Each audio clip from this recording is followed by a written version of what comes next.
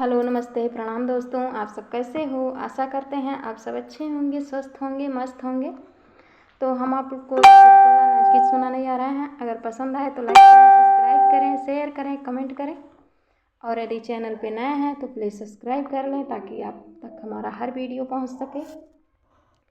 हम भाव कमर कर धनिया भौजी,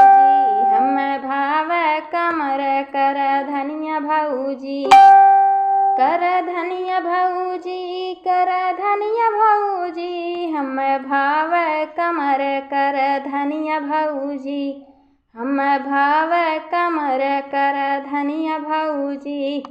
हम ऐसन सजनवा चाही भौजी, हम ऐसन सजनवा चाही भौजी,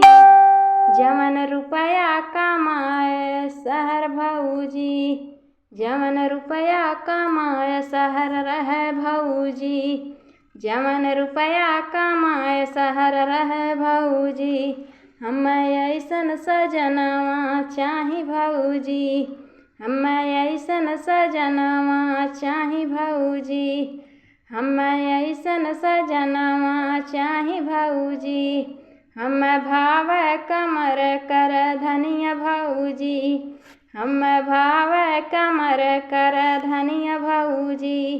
कर धनिया भौजी, कर धनिया भौजी, हम भाव कमर कर धनिया भौजी, हम ऐसन सजनवा चाही भौजी, हम ऐसन सजनवा चाही भौजी, जमन गांजा दरुइया ना पिए भौजी, जमन गांजा दरुइया ना पिए भौजी,